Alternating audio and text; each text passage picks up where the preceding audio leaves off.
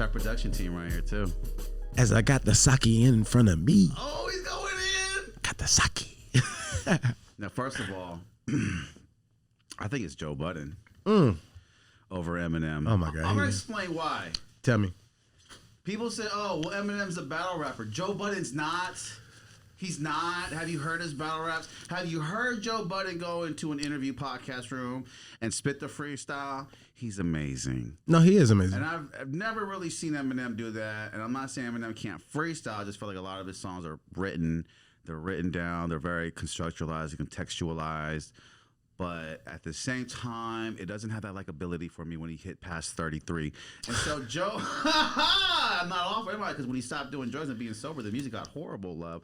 Oh, man. Well, that's just how I feel, man. But like, Joe Budden's always stayed likable to me. Not his podcasting so much. I think he's the Charlemagne of what he's doing. I think it's great. But like, his flow is very likable. Yeah. It's very battle ready. I mean, he got flow, man. And, I mean, I don't want to make it racial, but if he was like another race, I think he'd be viewed as better than them. I mean, maybe. I would like to see the battle first of all. Yeah. But I'm gonna go with M on that. Yeah, Sorry. you like him. You're an M fan. It's just M. Like, you feel me? And it's it's no hate towards Joe Buttons, but Shout out. 100 gangland.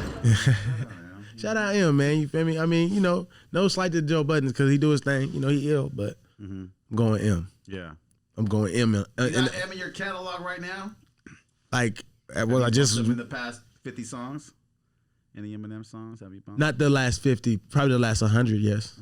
Because I ain't gonna lie. Somebody came to me with another discussion about Eminem. What was the discussion? It was about like, basically, some people are trying to discredit him from like the hip hop or black culture because you can't pull up to the barbecue clapping Eminem, or it don't sound cool. And I was like, it's a lot of rappers I wouldn't pull up to the barbecue playing. What the fuck? Like, so, Joe Budden. man, and it's no slight to them, but it's just they don't make that barbecue sounding music. You feel me? And we really don't. And we in California, so it's like there's certain music it's gonna get burned on the radio. From even like. All right, like a Will Smith, right? Like Summertime is a classic record. It's gonna get played. We could be outside right now. If the sun is shining, we're gonna play it. It's gonna feel good. It's a good feeling song. Now, does that make him better than certain people? No. But does that make Eminem worse than certain people? Because you can't pull up to the barbecue playing Eminem. But so it was that discussion, and I pretty much like hopped in my car.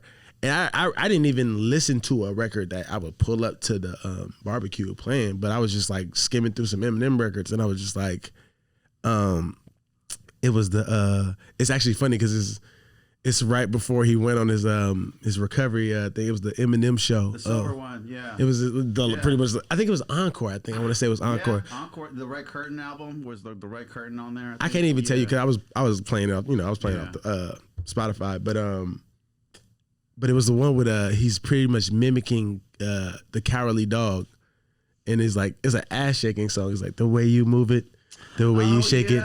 Yeah. I never seen an ass like that. I'm like, I was like, I forgot all about it. Like it's just a funny record, but I was just like, but the beat is he had good beats. Clap it, and then his lyrics is funny because he's telling stories in his voice.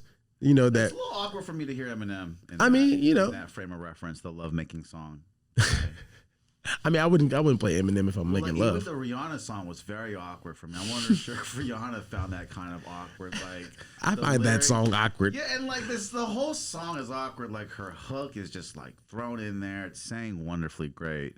It's a beautiful song, but I'm not gonna lie to you. They played it out on the radio. They played it out. Like and they and around that time I had like my niece around me. So, we had to keep the radio on, the clean versions on. And right. You're just gonna stand there and watch me.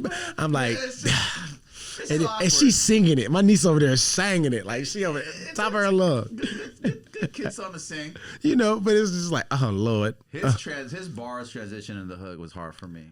You know what? Like Hollywood made up. I love him. I can't even remember those. Like, I remember a lot of Eminem verses. Like, if you play it and I'll like rap along to it or something just off the top of the head. But that song, I'd be like, it's awkward for me. Like his early stuff, early drug use Eminem. amazing when I first heard his shit. But I mean, are you gonna slight him just because he got sober and like? Yeah, totally. Oh my God. As a fan and on the industry side, I praise him. Mm-hmm. You know, Okay. get with your soul, man. Okay. You know what I mean? That's your life, your kids. You don't need us. Us fans don't need good songs anymore from you. We just need you to stay alive and tour. That's true. You know, I don't need another hot album from you. Dre's not gonna bring that one back. The Detox. We don't need Detox anymore. You know, I just need. That's crazy guys. to me. I don't need these guys alive to make great songs. I just need them alive. So when I want to go see them on tour, you know, You're kind of There are breaking my people- heart right now because You need another good song from him. I mean, I just appreciate don't good really music. Period. So like I don't know. Like a lot of people have been like coming to me about like the Waynes and the Eminems of the world, and I'm like, these Yeah. people are still rapping at a very high clip. I don't know what you guys I are think talking Wayne about. could do the sober rap very well. I think probably the only one where he'd go sober, he'd still be good. Yeah, but I just feel like it's going to take a moment. It's just a moment thing. Like once Eminem, like let's say Eminem comes off like let's say we go roll into the new year. He comes with a song and it's with like an artist that's on the rise, but it's matching more of his wavelength than a Rihanna. You feel I me? love like to see that someone like white and lyrical. You're saying, and Or- bringing them up, or not even white thing, lyrical, or just like- somebody that they could be black that just makes music kind of sort of like they don't rap Him the and hood. Kendrick? I don't think I've heard him and well, maybe I. That'd be a good song. I mean, I don't think I've heard of him and Kendrick. Anybody over there. Over there. You feel me? Schoolboy Q. You feel me? Anybody. That's a good marketing advantage point. Yeah. You know what I mean? Like I feel like even when he did the song with R.I.P. to Juice WRLD, you feel me? Yeah. I like that song. You did. I like that song. Did you like his freestyle about Trump? Because I liked all the stuff that made fun of that. You know, that was way better for me. You know what you talking about on BT? I don't know what it was, a freestyle he did. And he's like breathing and pausing in the Oh. middle. Because I ain't gonna lie to you, it was the freestyle on BET. I tweeted, I responded to it, and I was like, "Yo, Eminem is like torturing this man," like, and then like that thing got retweeted so many times, and I was like, I totally forget about it. But every time Trump pops up, like just doing something, that tweet like instantly just gets a retweet out of nowhere from somebody. I'm like, this tweet is like 5 or 6 years old. Twitter's good for that. Hey, that's what's up. Twitter makes old information very relevant still. I mean, It's hard, you know. yeah. I mean, and shoot, I Yeah. mean, people be deleting their pictures off Instagram, so And they Twitter. yeah, that's true. Yeah, you gotta go way back on Twitter and delete hella shit. Man, I've been on Twitter for a minute. I've been on Twitter like since 09. Yeah, Yeah, so it's go, still out go there. back. It's still out there. It's a hot platform. I ain't gonna lie, I got a lot of wild tweets. Yeah. Yeah. Well, you've made it. Do you get the wild tweet and then you think like that chick's kind of hot? Maybe I will respond. Like, do you do that? Like, I don't know. because you know my Twitter account's not popping. So You say that now, man. The winter's coming. yeah. The winter's coming. They're gonna get cold, man. So also Twitter gets popping in the winter, huh? It's like Twitter after dark or something. Like that. Man, I used to be the king of that, man. Yeah. But I had to retire. Did you do the whole AOL date thing when it came on the first? You know, were you even? Nah, I was kind of young, bro. I was kind of young around that time, bro. That's more my age, right? Nah, but I mean, I got an older brother and like older cousins and stuff, and I remember it, of course. Like I was there, I was present, but I wasn't active on it. Yeah. Yeah, but I remember how like the message board used to, like my cousin, everybody used to share the AOL. So like it was like the parents and then it was like the kids. So my cousin had his like lover boy 415. Oh, that was his tag. That was his AOL name. So every time we be in the chat room, Tag, yeah. Loverboy 415. lover. It was LUV Yeah. BOI 415. Holler at the fly pin eye. You feel me? So, you feel me? So yeah, I remember it. I definitely remember it, but I wasn't playing with that. That was my heyday, man. Now you guys have your generation has a Tinder and the swiping. And, you know what's so funny, man? All that it's great for them. Yeah. Like I mean, that's what's up. I'd rather just say what's up in person. yeah, our day we got clowned. The first, going online and meeting people, they got clowned. They got put on the news. oh, this couple met online and they got married, and that was like taboo shit. Like we got shit for it. Now it's casual as fuck. Like everybody meet online. Everyone. Like how y'all meet online? Yeah. He slid into my DMs. Yeah. I gave him a chance. He slid. They make that sound so negative, and yet it works. It's just, I mean, it's just because of how people have made it negative. Like people posting, you know, they get a little too much on there, right? The guys with the dick pics and all that. I mean, yeah, all that shit is crazy. You feel me? But if you just say it was before, you ever sent a dick pic? Hell no. I can't do that. Hell no, well, man. I mean, you know. Like, hell no. I've never been that type. Like I'd be like, no, just come over, bro. I don't know if you're the right package for it. Just come over. Yeah, it's just a little awkward. Yeah, but I just send the materials out there in the DMs, you know. Yeah, like it's crazy. Like people are that comfortable. It's a fun sport because before you see a hot chick, you just look at her and you walk her by. She go. Mm-hmm. But now you can contact her. That's crazy. I mean, if you're an old head like me. I mean, it's everyone's accessible to you guys. It's a give or take thing. Like me, I'm still like I said, I have older cousins and older brother, so I was still around when you had to holler at a girl like in person. So it's nerve-wracking as fuck. So I mean, it is, but I feel like when I used to do it, like when I finally crossed that threshold of like really saying, "Yo, what's up? How you doing?" Yeah. You know, and got comfortable with it. Yeah. It was more fun. But then, well, of course, when the internet rose, it was like, like for me, it's like I just make general conversation. It's not like I'm trying to holler. Like it's like game. Isn't that game? I mean, I guess a lot of guys fuck up. They don't understand that part. No, it is game, but I never. It's like it depends on if you running it.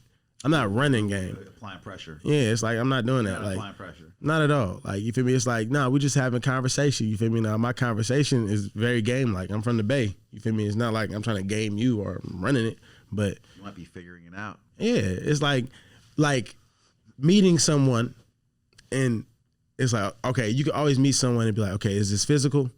Hell no. This. Oh, she's a person that's going to get me into this door. Oh, she's a person that is going to introduce me to this person. Oh, she's a workout fanatic. So maybe I need to get myself together because I'm kind of chunky right now. You feel me? Like, you got to just figure out what that relationship is. You're a networker. Not everyone thinks like that. Exactly, because it's not all about the holler. It's not all about the hey yo, let me get the draws. It's like nah, like let's benefit. Like, let's make this friendship beneficial. Like, you feel me? 200 right next. Like, can I say something? Like, what's up? I got certain women that I'll meet in my life that are fine, and I'll never try to fuck you, or even let you know. And that's okay. You know what they do? They realize that you're doing that, and they're kind of confused at first. Like, you're not trying to. Are you gay? Or you're trying to figure it out, right? And then what they do after you being genuine for a certain amount of time, they end up giving you the top selection of their network, and they have some of the best network. And it's good. Like, it's pretty. They're approached a lot. Exactly. You know? And women do it habitually. Yeah. The way they categorize. Oh, this guy's rich and they're up and all. No, you know what I mean? So. Yeah, and it's respected. And hey, you got women got choices. You feel me? Like women got choices. They always got choices. You feel me? So. You just like how I just broke down my relationship with a woman. If I'm talking to him on social media, they could break me down just like that. They could be like, okay, well, he's an artist, he's a songwriter, he does this, he does that. Like, they put you in that box a lot. Yeah, I mean, yeah, but then there's other boxes that you can't put me in that you didn't know I was in, like, or I was not gonna be in. Like, I ain't gonna be in that box, but I'm over here in this box though. Chill it, chill it. Hey, you believe in aliens? Do I believe in aliens? If your terminology is things that are on another planet, then I would say yes, because we're aliens to somebody. Oh, do you think we're aliens to this planet? Do you think we came from this planet? Do you think we were put here? That's a good question. That's a little bit deeper than me. I just think we've been here. Like, this is our planet. Like, when we start trying to explore and go into other planets, then we're gonna have to endure what we endure, and we're gonna have to see what we see. It's kind of like what they had to do in earlier times when they was going to other lands. Like, there were already people over there. They're already, like, say you're discovering some shit. Yeah, there's people there. There's people there already. So, and if it's war, it's war. If it's love and peace, it's love and peace. We don't know. You feel me? So I feel like I always told my teachers, even back in school, I was like, man, so you mean to tell me we got X amount of planets and we just the lucky ones that got all the life, all the air, all everything perfect. We got everything. And then he was like, good, Rance, keep asking questions. And that's what kind of like drove me to ask more and more questions. And this is around the time they deleted Pluto off the map. Very odd. Yeah, and it was like out of nowhere. I'm like, wait a minute, Pluto's not a planet, and it was like, no, it actually isn't. I'm like, so who hopped in the ship and went down there and seen? Hey yo, this is just a clusterfuck of rocks. Weird, just bro. a clusterfuck of rocks, man. Like, I don't know who did that. I didn't do that. I didn't see no planet. I consider it a planet in my book. I mean, I don't know because we ain't been there. We ain't seen it. Have you heard about the 10th planet entering our solar system? Shit, enlighten me. Yeah, supposedly that's why all these alien things are happening. I'm gonna just tell you my conspiracy theory, man. Okay, break it down. Like, I think we are aliens to this planet. We were here, and we were mixed with a certain type of ape to extract gold from the planet because gold is a great conductor of electricity. Don't you think it's weird how we just idolize gold for no freaking reason? We just wear it around our necks. Oh, it's shiny. There's a lot of metals on this earth that are shiny and not so abundant. Yep. So why gold? Gold happens to be a great conductor of electricity. Yeah. Every 10,000 years it goes missing. And I'm serious. No, man. You're right. You're right. That's what I was like. Proven. I mean, there's a lot of gold on this planet. They ain't on this planet anymore. And it's hard. The process to extract it out of a planet's very hard. With all the technology in the world, you still need someone to go out there and pick it out a little bit by little bit. And so anyway, I just, it's a theory that aliens put us here to kind of mine the gold out. And it makes sense to me because now that we're hitting the technology age, we're just realizing all the properties of gold. These 4K TVs have gold. Yeah. Fastest computers have gold. So I think with technology to go back in the time and do crazy shit, you need like gold is all your semiconductors and shit. So.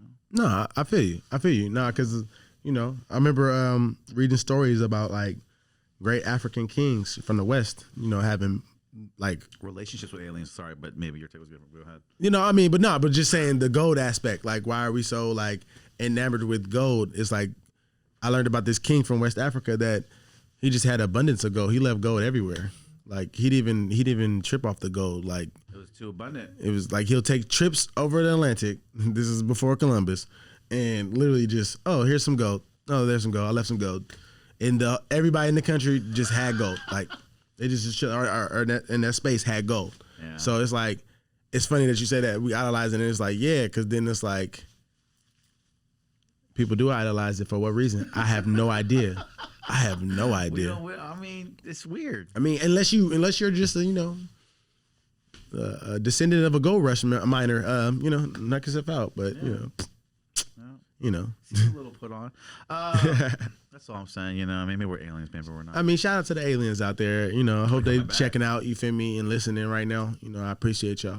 They're coming back. I mean, we got the streams popping, so I'm pretty sure aliens probably streaming right now. So. They're watching all that. They're watching YouTube. I'm saying they watching it just like us. They're just like us. What is going on the planet? God damn it! You got some new music coming out. Yeah, man.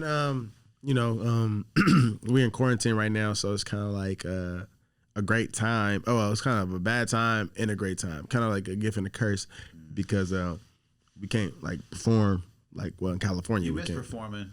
I miss performing. It's a drug. Is it not? It's a high for sure. And plus, it's the high that's for you. Yeah. Like it's your high. Yeah. Like you feel me? And it's brought to you by you. Like and it's like everyone should be an artist for a day. Man, it's like popular one. Like when they say when they tell the drug dealer don't get high if your own supply, literally that's what we do as rappers, like or as artists. Like we're literally getting high off our own supply. We're literally supplying the masses with music. And then we're coming to perform to literally get high off that supply. Like, yo. It's accepted. You're revered. You're revered. It's an amazing process. I've watched it. It's love. Yeah. And I see what artists go through. They're on drugs. You can see it in their eyes. You know, they're just Some are on actual drugs, some are actual drugs, but even if the ones that aren't, yeah, like, it's a vibe. Blood is pumping. It's kind of like, you know, it's kind of like I guess for an athlete, you know, at the highest, you know, level, it's kind of like just being in the playoffs or being in a championship. Or you've had a hit song. What is it like, bro? Does it get to your head a little bit? No, because there's always more to be done. Like, you know, I always looked up to, like, you know, the people like Michael Jackson and people like that. So, you know, they had albums. They had, you know, they had diamond albums and stuff like that. So it's like, you know, even like the 50 Cents and the Eminems of the world, they got diamond albums. Outkast, they got diamond album. Catalogs, right? You feel me? Nelly, diamond. Like, you feel me? So it's like, I got a platinum selling record. I did good. Like, I'm not gonna ever just downplay myself. Like, you feel me? I can talk Hall of Fame, my friend. Yeah, I can talk my shit, but you know, there's some shit above me that I gotta go grab. So nah, you can never get too big headed. You know? Yeah. Nah, not at all. But they treat you a certain way at a club before than they used to, and that's gotta feel good. Well, shit. I mean, out of town, yeah. But in the Bay, you know, I used to throw parties and shit. So I already know. Yeah, I already got the. Yeah, I know the security, the bartender, the owner, damn near. So you feel me? But I mean, it's a little different, you know. Yeah. Because that was more urban clubs. Now it's like, now if you're talking about, like, you know what I'm talking about. Yeah, I know. You know what I'm talking about. Yeah. But I ain't gonna say no club names because, you know, I'm trying to get booked when we open back up. But you feel me? In San Francisco, you know that great city. You know, there's not a lot of hip hop clubs, you know, and I still get booked in that city, you know, and you know, man, and I understand it. You feel me? I understand it because it's a song that I made that was great, and I'm not. Man, I made a few songs that was great, but you know, I know what one gets me in there though. I know what one gets me through that door, you know, and gives me some of that respect from other people that's in doors I never thought I was gonna be at. You feel me? Or clubs I never thought I was gonna be in. So yeah, it was definitely a vessel.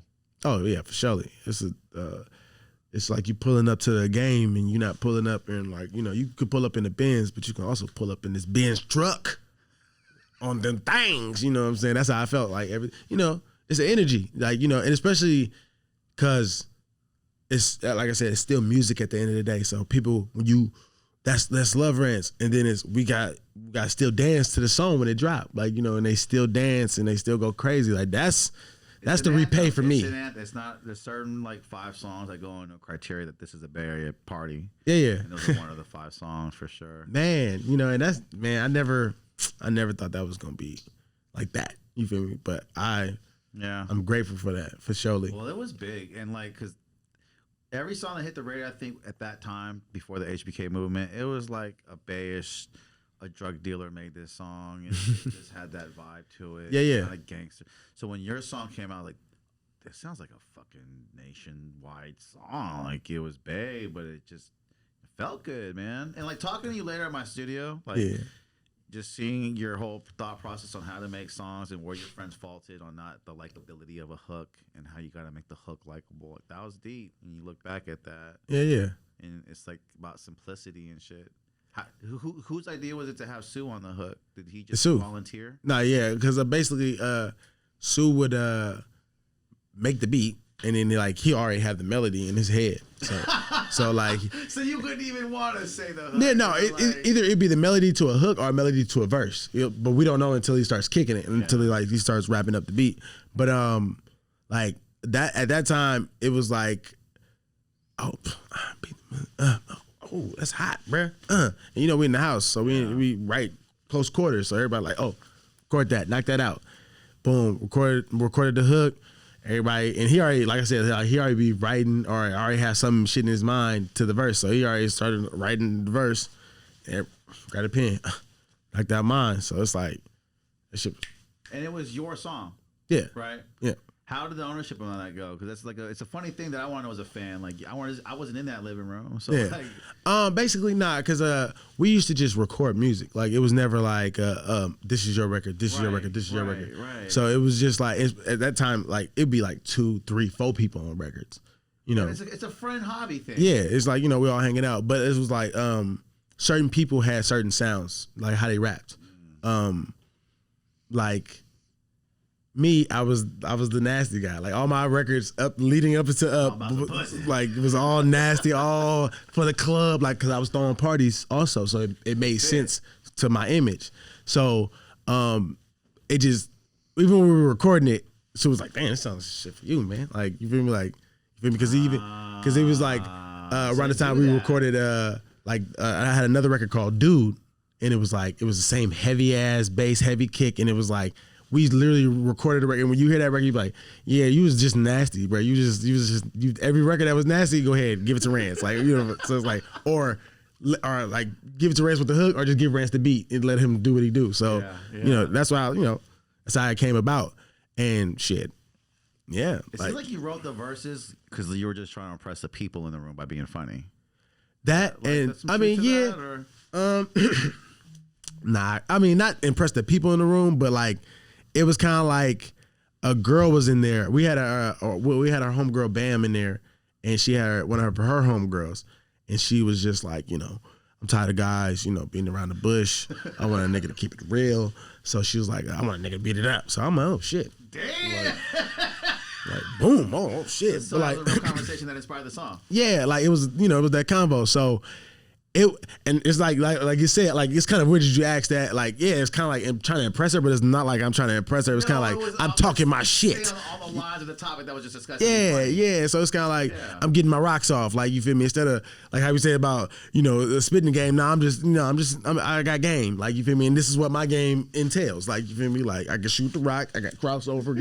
I play defense. You feel me? Like I was just running down my stats. You feel me? So. That's what this verse was about. But like, it's funny that you asked that because it's kind of like it kind of felt that way. Like I'm gonna talk my shit because she's sitting right there. No, like, you know what I'm saying? Yeah. And it's not like after I'm done with this, what's cool, up? Yeah. It was just like after I'm done with this. I envisioned it. I envisioned you doing the verse in the studio in front of everyone just laughing with it. Like Bruh, that's what I envisioned. I ain't gonna even lie. I don't even remember like how like was it laughter or was it like calmness? But it was just knocked out. Like.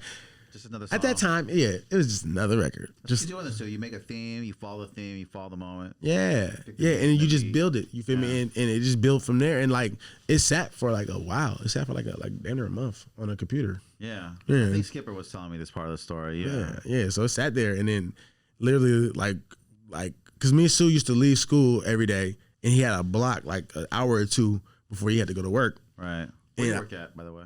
At the time? The shoe store, right? At this time? Oh yeah. He was working at the shoe store, the mall. You guys were at the mall or something like that. No, at this time he was working at this after school program. Oh, okay. Yeah. So this is before. Yeah. So, and we was at college. So yeah. So boom. So so every day, it was like 2-hour block. So we used to just try to hurry up and just record hella shit. Like literally, that's how we recorded like certain records, like Swaggin'. Like it was just literally just we at the house. Yo, I got 2 hours. All right, cool. Let's go record. Boom, boom, boom. So we'll knock out that. So that's how it used to be. Like, it used to be cool, though. It used to be cool. Yeah. And Sue seemed like he was kind of like the one that's, I don't know, always doing the beats, always kind of really into it. Him, Pilo, and Pilo's older brother. Also, Pilo was doing the beats back then, too. Yeah. Okay. Yeah. Okay.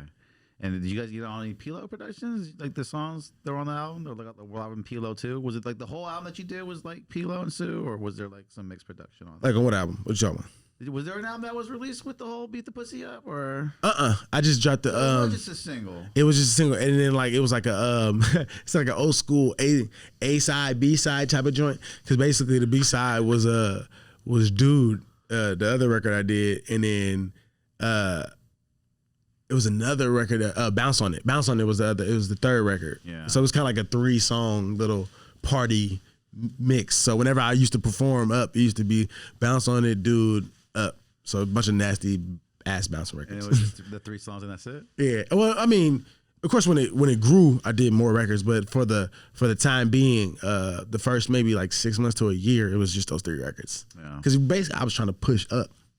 It was not about those other 2 records. It was like, nah, you got to hear it. Passed that when they were released, right? Yeah, because most people think like it's funny because I just had to do like some screenshotting real quick a few weeks ago because this girl was like, "Yo, when did you actually release Up?" And I was like, "Actually, like actual factual?" I was like, 2010. And She was like, wait, Oh, wow. what? You what? Hell no. I was like, you can go on YouTube and look.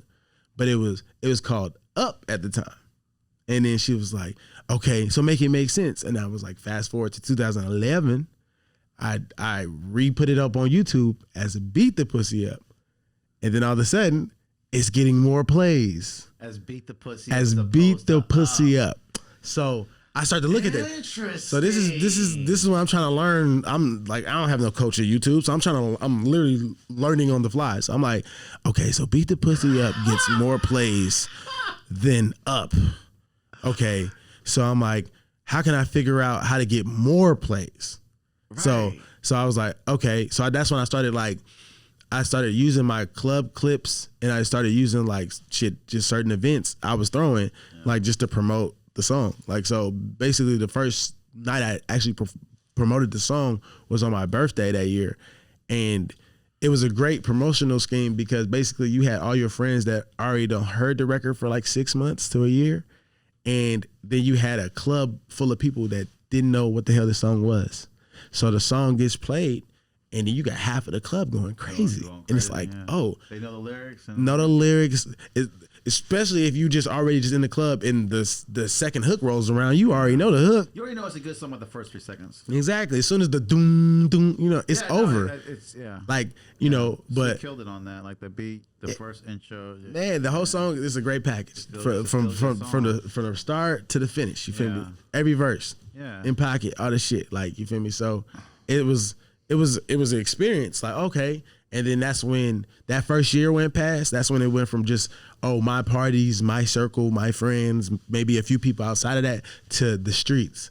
And that's when the streets got a hold of it. Yeah. In 2011. 2011, that's when the streets was like, nah, this is ours. Like, that's when I was chilling in Oakland in the East. And that's when I heard somebody slip by clapping. I was like, at that point, it's gotta be a good film. That's when I knew it was over. Because I'm from the city and I was raised in Richmond. You feel me? So it was like I represent both of them motherfuckers. You feel me? Because the house I was raised in the city, I still go to that house. Oh wow. You feel me? So it's like, nah, like, you feel me? I still got family there, still on the same block, same neighbors, all that, same OGs. Yeah. So you feel me? I represent both. You feel me? Because I got friends in both, I got family in both. So when I knew Oakland got behind it, I know how Oakland rock. Oakland, if they ain't fucking with you, they ain't gonna fuck with you. You feel me? But if they fuck with you, they gonna fuck with you. Fucked with it, man. You feel me? And they fucked with it. You feel me? And I appreciated that because that's what solidified it. It made it non-burial, like non-territorial. You feel me? Like, you weren't that artist though. Like, I know, but you know how sometimes it like Bay Area at the time, the climate will make it that way. Like, where you from? Yeah. Like, bro, what does that matter? You had the perfect, because it wasn't like too commercial to where we didn't like it. Like, there were certain songs were like, they're commercial, but the hood don't play it. Yeah. But like, the hood played that shit. And then white suburbia played that shit. And then, like, you feel me? No one hated you for it. Nobody. It was like, as a promoter, I loved you kids. Man, because you changed the landscape. Because everyone I booked before y'all was just hella gangster in the Bay, and like, y'all are the only ones that made us feel like, well, we couldn't even get you at that point because you're already just big. but just having your music play in the club was a lot less threatening. Yeah, different. It's less threatening. Yeah. Nah, and man, I love home, man. Home don't even know, man. Home propelled me to shows across the country. You feel me? The culture of the Bay Area. Yeah, man. And like, I got to tell people, like, in other states, other countries, like, yeah, this is how we get down. Yeah. Like, you feel like fascinating to them. Like, oh man, like, tell us more. Like, and I love it. You weren't like over bragging your lyrics. All that's real shit that people pay. Like, I mean, like it's not like I'm over here telling you some amazing shit, but like, I'm telling you it. Some people don't have the confidence. Like I said, like in multiple interviews, I'm like, yo, that probably gave a lot of guys confidence around that time. Like, you feel me? Because it's just a song to us. We use your lines to get pussy. Yeah, so it's like, to me, I'm like, I'm just writing some shit. Like, but to somebody else that's actually listening and they riding around to it and they're like, yeah, I'm about to beat this shit up. I'm about to, and like basically that's why I bounce on it is telling, like, the 3 package songs was literally like just a sex package damn near, because it was like, it was bounce on it. It was just, pretty much self-explanatory, telling a girl to do what, bounce on it, boom. And then dude was an acronym for dick you down every day. Yeah. So it was like I literally had like, here you go, play these 3 records at any party or with any girls. They go instantly get up, start dancing, twerking, seeing what it do. So some people think, or mistakenly think, and I'm sorry for sounding ignorant on this, that Swaggin' All Day was yours too. No. No. No. Okay. You were featured on that? Yeah. Okay. So, Shit. Is that It's all around the same era, you know? No, it is. Yeah, Everything was recorded around the same time. Yeah. But actually, Swaggin' All Day was actually Swagger Jacked from somebody else. But that person knows though. In the Bay? Yeah, it's actually one of our big cousins, Salty. Basically, Salty's my hero. Yeah. Yeah, he records at the studio. Yeah. That's big cuz. You feel me? So basically, like I said before, me and Sue after school, Salty promoting his record. Shit, it's still on YouTube. It's called Salty All Day, I believe. Hey, I'm gonna go back and actually look. go view it. But it's still there though for sure. Cause I just watched it like a few months ago. But basically in the song he was like, "My name is Salty, Salty, Salty." That's Yeah, my name is Salty, Salty, Salty. So same beat. nah, totally different beat. Like, but only thing that was the same was us saying our names. That was the only thing that was the same. Like, my name is Rancy, Rancy, Rancy, and I be swagging all day. That's the only thing we changed was I be swagging all day. That's the only thing we changed. But like the vibe, like we was just having fun in the studio once again. You know, right after school, it was just like, and we was like, it was kind of like I wanted to be on that song. Like I wanted to say my name on that song. So it was like, you know, he made the beat, boom. My name is Suzy, like boom. And there was another one of those records that sat on the computer for like a month. And then Cool John, he wanted to put it on his Snack mixtape. So he added a verse and Skip added a verse. Cool John do party twos, right? Yeah. Yeah. Multiple parties. Yeah. You guys would play these songs at your parties. Yeah. Skipper told me about the big one though that was in Frisco, and that kind of shit popping. Yeah. That's when Rick Lee came through and everyone. And man, that party. Nah. I mean, shit. That was it, I think it was Broadway. I think it was in San Francisco, and the venue got changed. It's not there anymore. But Skip was like, that party right there, man. That was like, yeah. Because I ain't gonna lie, like it was the big parties was great, but the authentic parties though was at Cool John's house. That's where he said the movement happened. Like the real authentic, like when people be like actual smops, like where the name actually was birthed and created, and John like made it. It was at his house. How were they? Oh my God. You had to have an invite. I couldn't just walk. Nah, it was no invite. It was basically, but like this ain't no. We ain't passing out flyers and we ain't passing like we. It's basically you get a text, or you at this because this like basically it was damn near like some frat house type stuff because we was at a community college at that point, so it was like some frat house type of joint. So basically the first few parties it was like just us and hella girls, and then like cats started like, oh, where's my invite? Where's my invite? Where's my invite? And like we like is this Facebook era, MySpace era? MySpace era rolling into Facebook era. Like, so did you promote it on there? Nah. Nah, it was straight word of mouth. It was straight solo. It was straight, invite some girls. You invite some girls. Tell her, like, basically, because it all started off because people used to hang out at John's house all the damn time. You feel me? Like, that was like the safe haven. You know what I'm saying? We all like me, my house, John house, Rossi house. That was like, we all like hover around those 3 houses, but John house would be the main house people would go to, like everybody else would go to, like, not just like the close friends, but like everybody else would come hang out like for movie nights and shit like that. So when the party started to pop off, it was like, people started to get kind of jealous, because it had a name, and it had themes. Like we had a when Barack Obama first got elected, it was a Barack Osmapa. You know what I'm saying? He had a jersey party. Everybody wore jerseys. Oh, he had nerd swag. Like that's what really raised it up even more because people like were excited for themes, and then we just come in and be like, oh, boom, boom, boom, and then the jersey party. I dressed up as a referee. You know what I'm saying? I had to make sure I had the referee. Was there another ref, or you the only ref? It was a girl referee. Oh, wow. Yeah, it was great. It was funny because like I was like I didn't want to. I had hella jerseys to wear, but I was like I ain't about to wear no jersey because I know we about to be sweating in that joint. So that's what we did. And Rossi he threw a pool party smop at his house. You know what I'm saying? That was crazy. You know what I'm saying? So everybody like man, like that just like around that time. music was being filtered in, filtered out, you know, being heard at the parties. Cause Cool John was doing the playlist, right? yeah, and I would do the slow jam mix. Let me get triller with you. Let me get really real with you. You want to get real trill? We used to use my sound system. I had a sound system, and John had these 2 speakers, these big ass speakers, and I had these we used this my little small speaker for a subwoofer. So we used to, and this is around because basically you could make a mix, but we made mix CDs. So we have like 4 or 5 mix CDs. Like, all right, here's number 1, here's number 2, and John used to literally put those things together. And he's like, by the time we get to CD 3, it's when we got the Yin Yang Twins and all this other ass shaking. And I'm talking about like walking in music. Like he had like the first mixtape was like walking in music. Like, you know, first 3 songs was chilled, and all of a sudden it's like, oh, the party about to get started. Second tape, oh, the party started. Third tape, ass shaking, and then like that's when I come in on like the 5th tape or the 4th tape with the slow jams. Like, oh, yeah. So it was, bruh. Mood point, Bruh, that shit is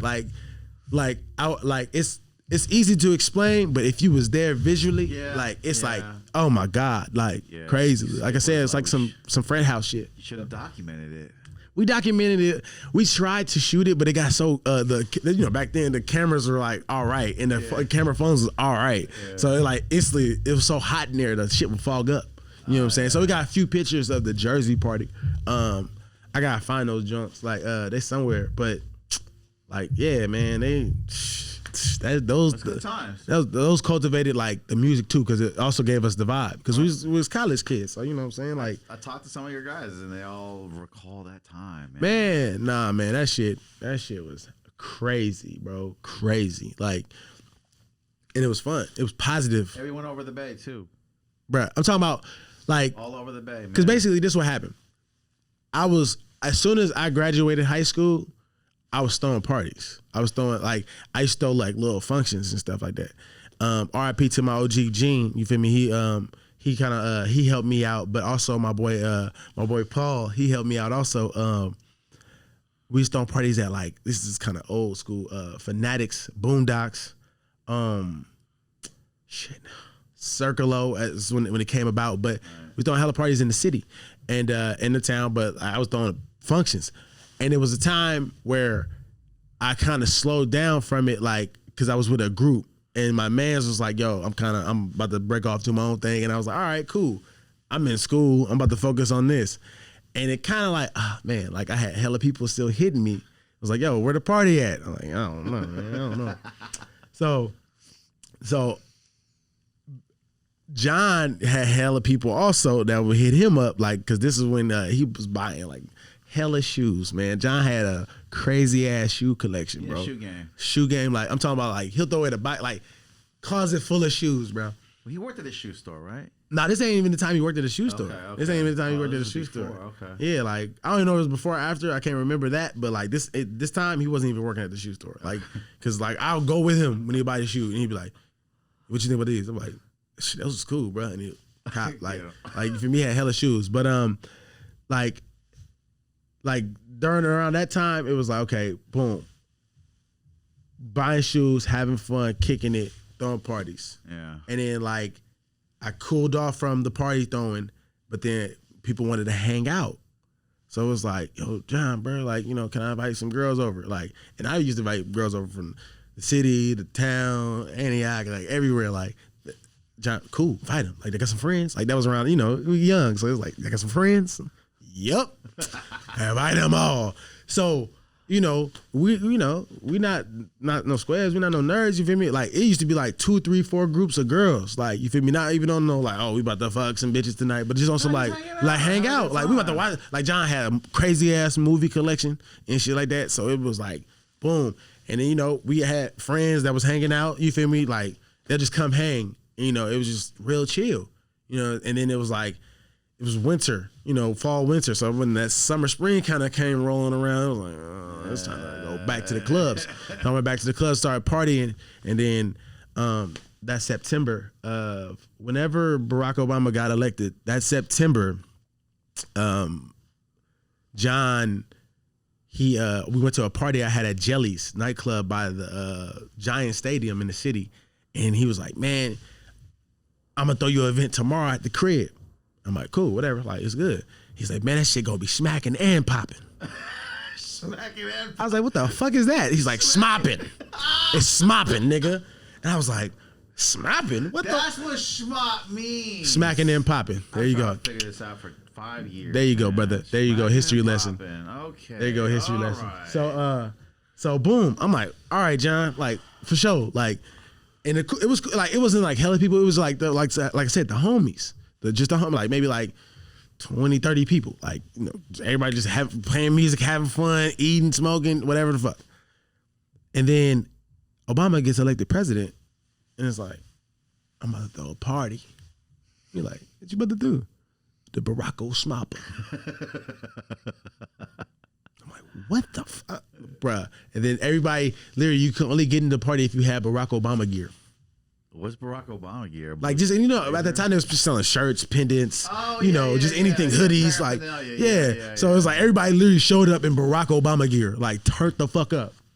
Like, crazy as fuck. Crazy. Like, you know what I'm saying? Look, before that, John celebrated his birthday, because his birthday in October, and it was like he had a party, like he had a little hangout that night, and it was like, bro, it was just like, yo, we gotta do something with this. Like, and then next thing you know, Snot was born. A few parties came after that. Then the year followed that. That's when we started hitting the town and the city, and then shit. You know, that's what it is now. The parties definitely helped it. It was a foundation of it. I mean, it was the vibe. You feel me? It was, you know, it was the vibe. Well, I heard it helped Jamaica. Like a lot of these kids went off to college that partied at your place, and they shared your music at those colleges. Yeah, no, man, and that's what was never planned. Like, that was never like, oh, yo, we gotta play this music for people so they could. It was just like, nah, and then we had other homies that would throw their own parties. Yeah. You know, shout out to the homies at RC Thursdays, Red Cup Thursdays. Red Cup Thursdays. You feel me? They used to, they had their own shit going. You know what I'm saying? And they used to play the music there. Yeah. You know what I'm saying? And like, it just, every other college, you know, like I said to you earlier, we used to be at Cal State East Bay. Like, well, Sue ended up going there, but like before that, you know, we was up there, like we went there. Like, you feel me? Like, you know, like we all going to that shit. Like, but like, you know, Sonoma State, the Cows, because we had hella homies that went to Cal, played football. Yeah. No, I'm talking about Cal Berkeley. Cal Berkeley. Yeah. The bitches in Northridge. Like, you feel me? Like, you feel me? Shit, you know, San Diego State. Like, you feel me? Fresno State. That's what really got us in the mid. Like, you feel me? Fresno State was, it's like, bro, you knew a few people that went to Fresno State. It was perfect. Then, you know, everybody just going to Howard across the country, all the way across the country. Yeah. Atlanta, you know, Florida. Yeah. And all of a sudden, you just like, oh, shit. Then all of a sudden, you know, like we said, 50 Cent jumps on it. And it's East Coast. Can we talk about that? Can we talk about that? The song's going on. The song's doing well. You're doing numbers. Mm-hmm. And 50 Cent hits you. You hit him. I'm sure he hits you up. He hit me, or he hit my team. Mm-hmm. And that's before the 50 waters. That's before the vitamin water. That's after. So he's popping, man. 50 Cent has never messed with any Bay Area artist up to that point. This is true. Not E40, not Too Short. You're the first one. Mm-hmm. We all took that as a win. Man, I was a fan of 50. Like, I mean, I am a fan of 50. Felt like he knew of us. Man, like, nah, he grew up with me, so I'm like, yo, this is amazing. But at first, he wanted the record. Yeah, he wanted. What do you mean, bro? He's trying to take your record and put it on his shit? Well, no, he didn't want to take it, but he wanted to. He was gonna keep you as a feature. Well, I don't know. That's interesting shit. I don't know what his mentality. It was already big in the Bay, though. It was already big in the Bay, but you know that shit don't mean nothing to the nation. Yeah, man. You feel me? Like, I don't know how many songs have came out in people's, you know, regions. Yeah. And then they'll drop a remix, or they'll, like, the bigger name artists will come in and be like, let me get that. I need that. You feel me? And it be, you know, they'll give Cash you out. Yeah. And I had a few people come to me like, yo, you should sell that record to X, Y, and Z, or this person, and da-da-da. I'm like, nah. Do you ever play that scenario in your head? How much you would have gave you and shit like that? No? Because you probably would have gave you 100 easy, right? No. How much? I can't remember exactly, but I knew it was definitely under 50. That's not cool. Yeah, no, I mean, it was what I mean. If you're just a writer, that's amazing, and the song's not out. Yeah, but I mean, you know, I had to respect it. It's proven. Though. It's business. You feel me? And I could be a foolish artist and young and not knowing business or not having the right team around me or not having the right old heads around me to be like, you know, oh no, don't do that.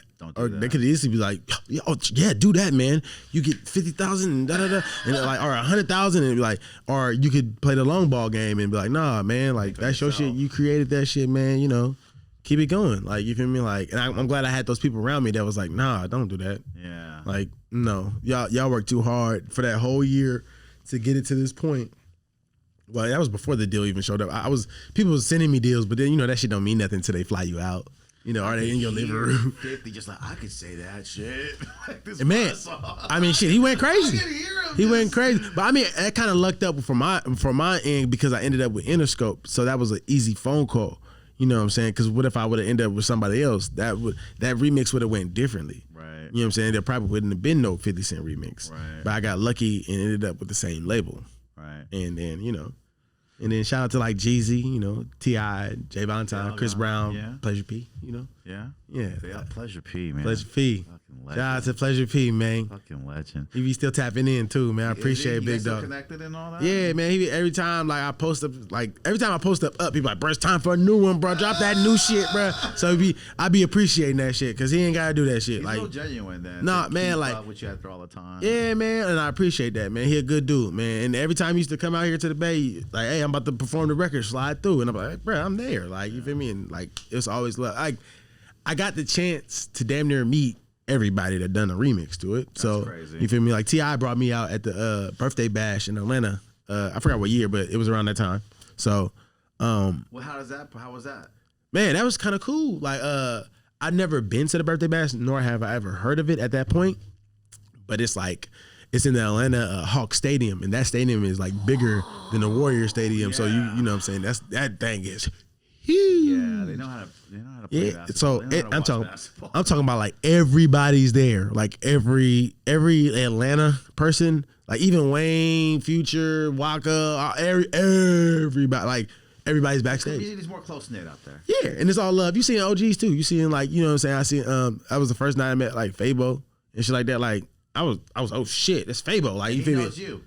Well, at the time, no. But then he was like, oh, that's your record. Okay, well, why? That's how it goes. That's your song. That's yeah. Okay, and it's you know, hey. He knew the record. I appreciated him even acknowledging me after the fact. I appreciate him even saying what's up to me before the fact, because I'm a fan of his. His energy is unmatched, and I was like, hey, you gonna know me after this. You feel me? I did what I had to do for him to say what's up after That's a cool moment. But that's a fucking cool moment. But man, the birthday bash was fucking crazy, yo. Like I've never heard, and then I got to experience it for the first time, and I'm going on stage, and it's like, yo, and then, you know, T.I., you know, he doing his thing, and then you know, he do it like, you know, he did a little spiel like, you know, I'm in Atlanta, but I got to take it to the Bay one time.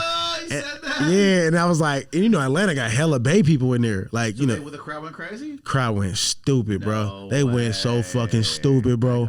Like good. and this is before like people could like you know, DM you videos, you know, and stuff like that, or Snapchat and shit like that. Yeah. So like this is people who had to like send me the video. Like they actually had to have my number. Like, you feel me? Like, or it's all coming up pixelated. Or they're posting it on their shit, and it's like I can't even snatch that. You know what I'm saying? So it's like it was just crazy. Like, cause I love Atlanta. You feel me? I always used to go out there as a kid, because I got people in Alabama, and Atlanta is only 2 hours away driving. Realize that they're really close. So I always used to go to Atlanta. So seeing that and feeling that, and then getting that introduction and that you know, that ovation, it was like, yo, like, oh my God, like, but man, like, I'm just, you know, I'm happy he did that. I'm glad he reached out. I'm glad, you know, shook a lot of hands that night. Man, shit, that night, the Drake night.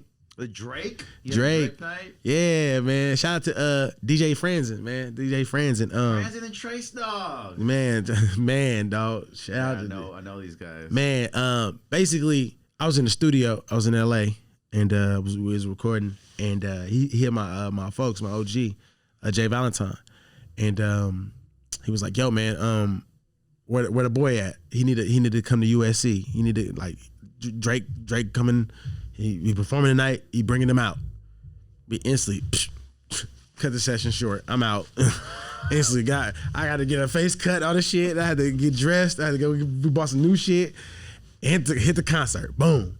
I'm backstage. I'm seeing Justin Bieber, nigga. I'm seeing Kendrick, ASAP. This is that tour. This is the Take Care or whatever tour. I'm seeing like Meek Mills, J. Cole, French Montana.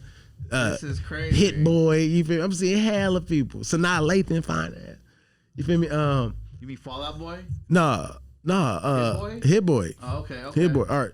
It's the producer. It's either Hit Boy or it's Hit Boy. Oh, It's Hit Boy, the producer. Yeah, Hit Boy. Okay, It's a producer for sure. Okay, yeah. So and it's just like you just see like it's a list of people like Meek Mill about to come out, Cole about to come out, French Montana, and it's like this about to be lit, and then all of a sudden you just see my name like Love Rance gonna come out. It's like oh shit, nigga, I'm about to turn this bitch up, and it's actually on YouTube still. Beat drop instantly. It's on West Coast. At that point it's no longer Bay. We on the coast now. You feel me? It's like This is LA. This is LA. Yeah. You feel me? And the energy. Like, it was I felt like I was at home. You feel me? Of course it was. As their own, right? Of course they did. Yeah. Of course they did. You feel me? It's respected. I'm glad they did because you feel me. That took the energy and made it coastal. Made it a coastal energy, not just a Bay Area energy. Yeah. You feel me? So yeah, hell yeah. So that's crazy. You meet Drake that night? I shook his hand. We chopped it up for a minute. He let me know like where I was gonna be coming out of, what song. He let you know that? Yeah. Bruh, Drake is. He's telling you that shit. Bruh, Drake is so professional, bro. Shit. Bruh, I'm sitting there. We in the middle of the hallway. A crazy interaction. It was like, yo, hey, boom, boom, Drake, what's up, bruh? He was like, hey, so. Hey, you gonna be on the right side. The stage is gonna come up. Boom, you gonna walk up to the thing, walk on it. It's gonna be this song. Like, we at the club. Da da da da. The beat gonna drop. Go ahead and kill it. All right, for sure. I appreciate it, man. He's like, hey, no, I appreciate you. I'm like, boom. I appreciate you. And I was just like, that was my time with Drake. And I was just like, damn, that nigga was hella professional. Like shit. He said hella too. That was kind of funny too. Crazy, man. He said I forgot exactly how he said hella, but he said hella, and I was just like, what was his posture like? Like he just humble dude, or did man, he not acknowledge it was take care time, man. So he was vibing, bro. He was humble. He wasn't like he wasn't on any drugs. Oh no. I think he either just got done performing or something of that nature, or he was going to perform. Like I don't know exactly because I was like. We're in like hella different areas in the backstage. Yeah. So, cause like basically I was there's one area when you first check in and then like all like entourage and everybody's there. And then you kind of filter through that to the tunnel. And then it's like the superstars and their guests. Like, you feel me? So it's like, that's when I met everybody else. Cause like I met like the ASAP Mob like out there in the first section, like in like some of TDE. You feel me? I meant like it was like kind of like the Yams and Rocky out there. Yeah, you feel me? Like, but it was like but it was like Rocky. I guess it was performing, and whoever was like the DJ and whoever was going to woo wop, they was performing. It was just the crew. You feel me? It was just the crew. So it was like cool. Like it was like TDE, ASAP Rocky crew, like woo wop. It was like a few other crew, and then like you got to the artist section, and it was like okay, this is where the artist and the manager or their right hand person is. You feel me? Singular. Yeah, because that's when I like seeing the Justin Biebers of the world. That's like, okay, I know what section we in now. And then literally the very next section was backstage of the concert, and then you walking onto the stage. So it's like a filter process back then. Yeah, but it's cool. Like I ain't gonna like me. It's some bass shit. So we vibing. So it's just like we just sliding through. Like it's just like, oh what's up? You feel me? Oh what's up? Oh, that go woo wop. Oh yeah, that's what's up. Small conversations and shit like that. Like, but I can see it was a great networking experience. Like, you feel me? It was like a lot of people back there. Like, not even just artists. It was like actors, actresses, producers. Like, it was a lot of people back there. Like, you feel me? Like, not just artists. So not a lot of people get to experience how you experienced it, man. It's a very small percentage in the world. Man, big blessed. We hit our time. I gotta have you back, man. For a part two. I don't think we got to dive into it. Go ahead and just stop this one, and we could just start it all over. We could just run the next hour. All that. We could just run the next hour. All that. Hey, you was a great guest, man. The content was gold. Appreciate you. Appreciate your time, man. Your information, sir. Hell yeah. Bay Area Hall of Fame legend in that chair here on my show. Appreciate you. Appreciate that. The stories was crazy. Man. You took time out today, man. Love Rance, your new project coming out? Top of next year, we're gonna drop a few singles. I got a special guest too on one of the songs, man. You feel me? I ain't gonna feature or guest? It's a feature and a guest. Okay. You feel me? And an old friend you ain't heard, in a while. So Okay.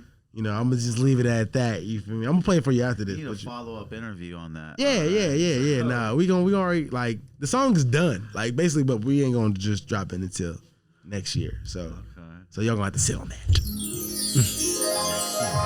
Yeah, my bad. All right, man. Love Rance is in the building. We appreciate that, man. He is a 100. 100. Gangland. Thank you for coming out, bro. Yes, sir. Want to hear the new music coming out, and we definitely gotta get part 2 in, man. Oh yeah. Appreciate you, bro.